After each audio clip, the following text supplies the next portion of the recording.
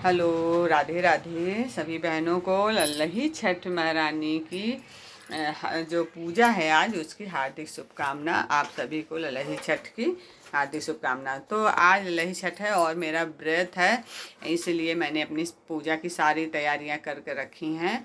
और ये मैंने कुसा घर में ही मुझे पूजा करना रहता है, इसलिए मैंने कुसे को एक गमले में गाड़ के रख दिया है पूजा करने के लिए, और उसमें गौरी जी को और गणेश जी को भी रख दिया है। और अब ऐपन और हल्दी और सिंदूर से मैं ये कुसे को और जो बरगद की पत्तियां हैं इसमें और गमले में सब में टीक देंगे। टीकने के बाद ये जो बगल में हमने रखा हुआ है एक तालाब बनाकर भगोने में पानी भरकर मैंने जल भर के रखा है, ये हम तालाब मानते हैं इसको। और इसमें भी हम सिंदूर से, हल्दी से और ऐपन से इसको टीक दे रहे हैं। और इसमें अक्षत डाल देंगे, थोड़ा सा फूल डाल देंगे, टीक दिए हैं। अब जानते हैं आप सभी बहनें कि इस पूजा को हम लोग अपने बच्चों के लिए रखते हैं, अपने बच्चों की लंबी उम्र के लिए, आयु के लिए इस व्रत को रखा जाता है। सभी बहनें इसका व्रत भादों के महीने में जो पड़ता है लल्लही छठ का दिन, छठ का अष्टमी के 2 दिन पहले जो पड़ता है, इसको सभी बहनें रहती हैं, बड़ी श्रद्धा के साथ रहती हैं। कुछ लोग इसमें सिर्फ महुए का इस्तेमाल करती हैं, महुआ चढ़ता है, कुछ लोग दाने चढ़ाते हैं, कुछ मेवे चढ़ाते हैं। जगह जगह जैसी जैसी रीत है, हर जगह प्रसाद अलग अलग से चलता है। कुछ लोग कुल्हड़ में चढ़ाते हैं, हम तो कुल्हड़ में का ही इस्तेमाल करते हैं। और कुछ लोग दुनिया बना कर चढ़ाते हैं। कुछ अब तो मार्केट में चीनी का कुल्हड़ आ गया है, छोटा छोटा, तो चीनी का, जैसे चीनी की मिठाई होती है उस तरह से कुल्हड़ आ गया है।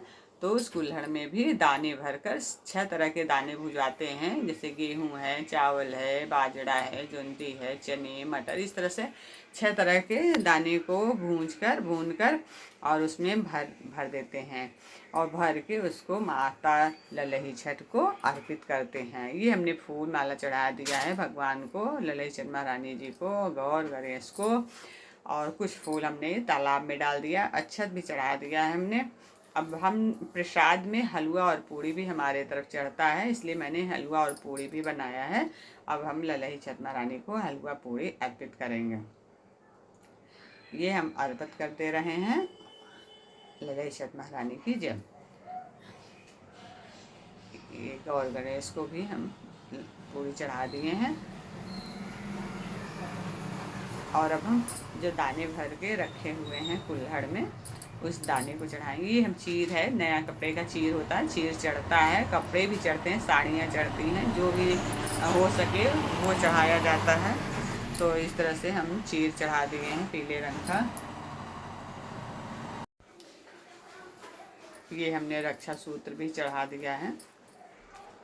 और सेब को जोता बोया नहीं जाता है, इसलिए सेब को चढ़ाया जाता है। सेब को लोग खा भी सकते हैं, क्योंकि इसमें एक ही परहेज होता है कि जो जोता बोया रहता है अनाज या फिर फल जो भी, उसको हम इस लल्लही छठ व्रत में नहीं खा सकते हैं। इसलिए सेब जो है, सेब को जोता बोया नहीं जाता है, उसका पेड़ होता है, इसलिए इसको चढ़ाते भी हैं प्रसाद के रूप में और इसको खाते भी हैं। इस व्रत में चीनी का भी इस्तेमाल नहीं किया जाता है, क्योंकि गन्ने की खेती होती है और इसमें मिश्री का इस्तेमाल लोग करते हैं कि मिश्री खा सकते हैं। कुछ लोग तो सेंधा नमक का भी इस्तेमाल करते हैं। ये फूले हुए चने थे जो कि मैं भिगा के रखी थी, उसको भी मैंने चढ़ा दिए हैं। और ये 5 सुपारी भी हो गया, मैंने चढ़ा दिया। मैंने जो 7 तरह के दाने थे, मैंने एक ही में सातों को मिला दिया था और सारे कुल्हड़ों में इसको भर दिया था और मैंने माता लल्लही छठ को अर्पित कर दिया। अब धूप दिखाकर दीप दिखाएंगे, आरती करेंगे माता लल्लही छठ जी की।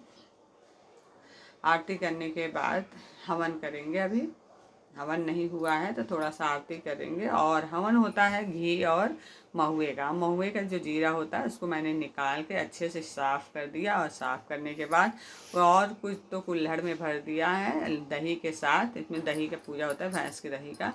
और कुछ जो है उनमें घी डालकर उससे हवन होता है। ये प्रसाद मैंने माता को अर्पित कर दिया है। अब जो है हवन करेंगे। हवन के लिए मैंने आग जला दिया है। कंडी से आग जलाते हैं और गाय भैंस के गोबर का जो कंडी होता है उससे आग जलाकर उसमें हवन करते हैं महुए और घी से। घी भी भैंस का इस्तेमाल होता है, इसमें जो दही होता है मट्ठा होता है वो भी भैंस का ही इस्तेमाल किया जाता है। ये मैंने वस्त्र अर्पित कर दिया है माता ललही छठ को। उसके बाद ये हमने आग जला दिया है उपले से आग जलने के बाद इसमें हम हवन करेंगे। ये हमारा महुआ है और देसी घी है भैंस का। उसके बाद दोनों मिलाकर मैंने इसमें हवन करेंगे आग में। ललही से पहले अग्नि देवता की पूजा करते हैं, अक्षत फूल चंदन से उनकी पूजा कर देते हैं अग्नि देवता की। और अब हम हवन करेंगे।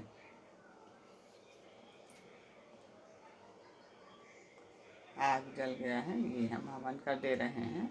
ललही छठ महारानी की 6 बार हवन होता है तो हम हवन कर दे रहे हैं।